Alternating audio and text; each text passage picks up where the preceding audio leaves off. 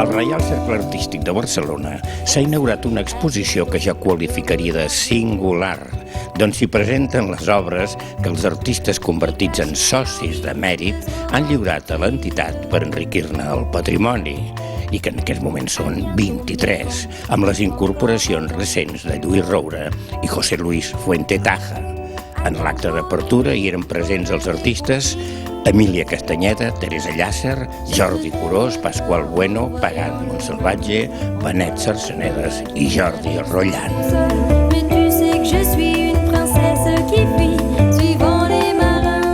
En aquesta exposició d'artistes de mèrit del Cercle Artístic, l'Emília Castanyeda ha presentat un quadre realment, jo diria, frapant.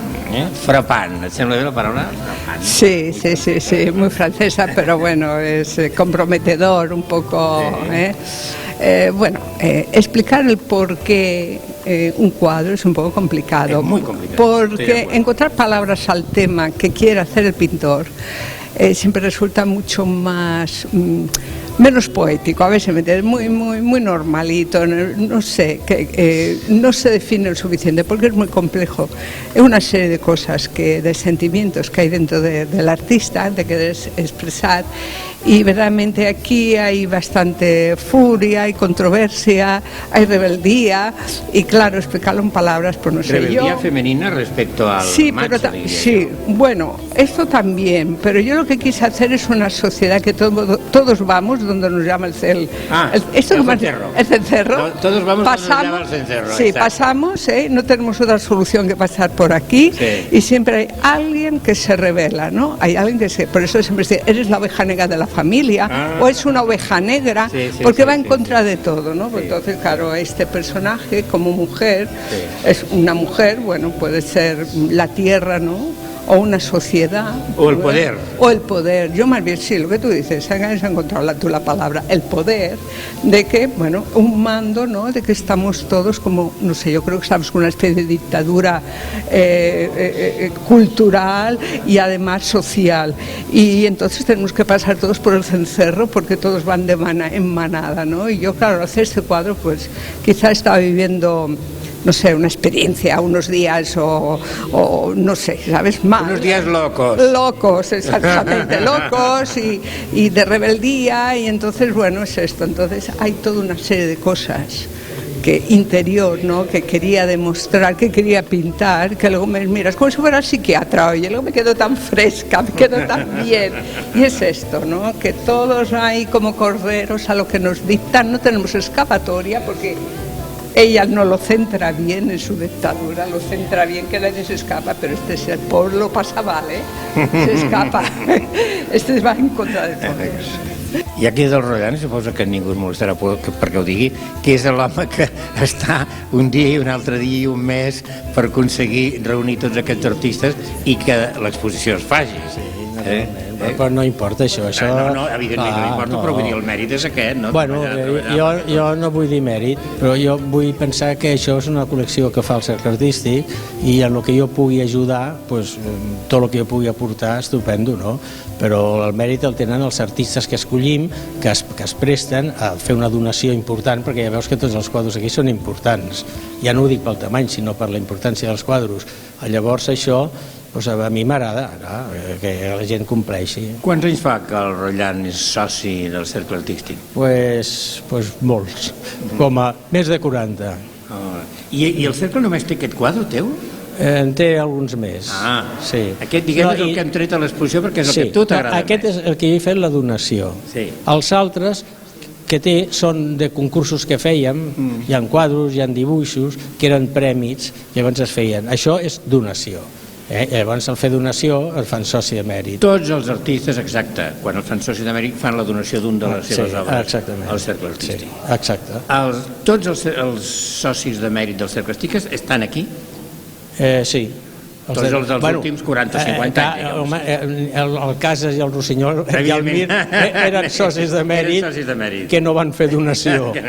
Si hagués estat jo, els hagués fet una donació. Però aquests eren socis, l'Anglada de Camarasa, i penso que fins i tot el Picasso el van fer soci de mèrit per carta, perquè estava a París, però no, hi ha hagut pintors molt importants. Això és com diguem una segona etapa en què l'artista fa una donació i llavors se'l fa soci de mèrit. I aquesta etapa va començar a instàncies del Rotllant, suposo que ell va començar allà a cosir, a forgar. Sí, home, una mica, sí.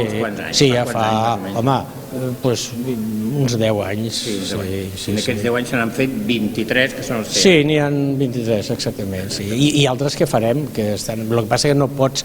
No hi ha tants pintors tampoc per escollir-los i fer-los soci emèrit. S'ha d'anar mirant també, i a més no solament depèn de mi, hi ha una junta que també hi ha un president que ha de decidir si s'ho mereix o no. Si s'ho mereix o no, però el que sí que puc dir que aquí tots els pintors que hi ha, tots són professionals en un historial llarg.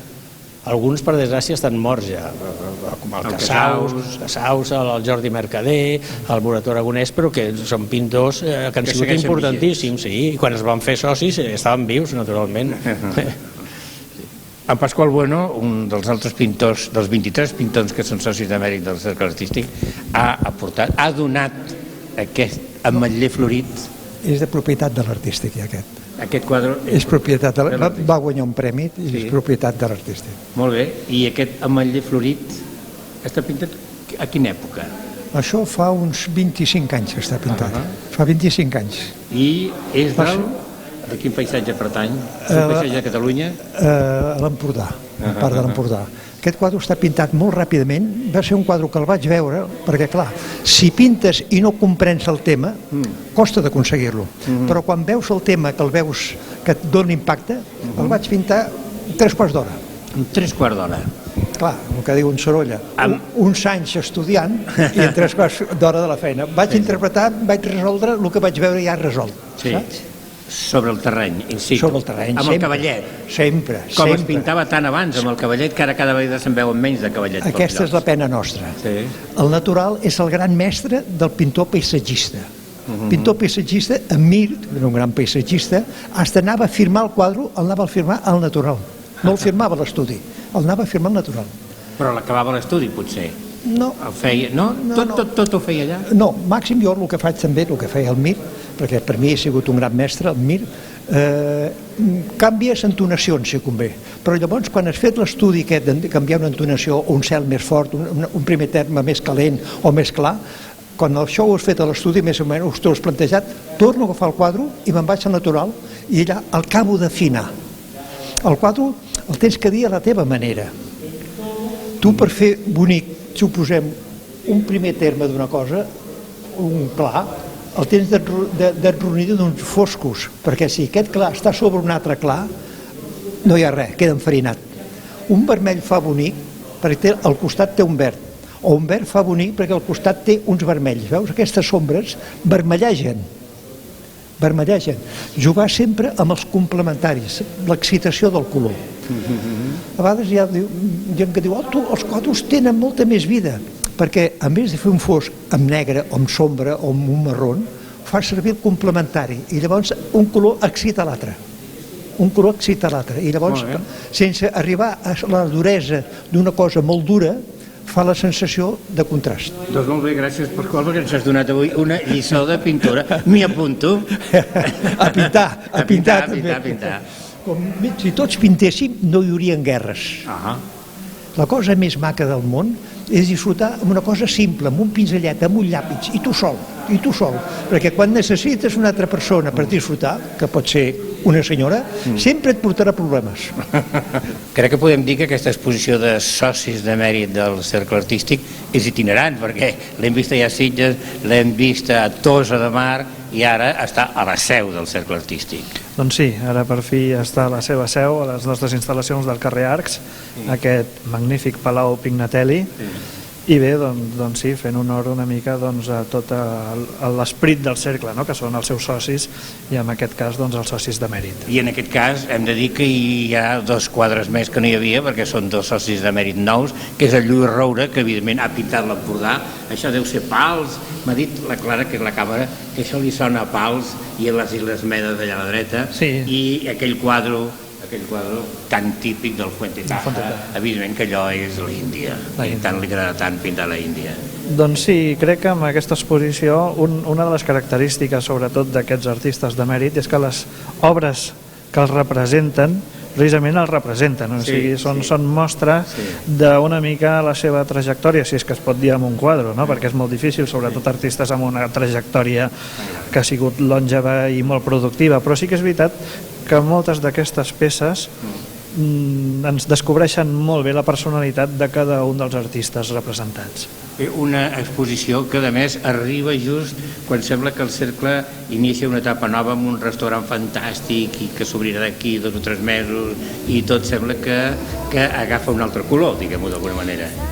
Bé, sí, ja fa temps que estem treballant amb aquest nou cercle, en posar-lo al dia, estem amb molt esforç, amb molta il·lusió, i sí, són diversos projectes alhora que els estem portant, on és tot el tema d'activitat d'arts plàstiques, com és el cas avui d'aquesta exposició, però també d'activitats paral·leles que formen part de la vida social de l'entitat, com serà el restaurant, que com dius molt bé, si Déu vol, en un parell de mesos espero ja poder estar celebrant altre tipus de contagiaments. Sí.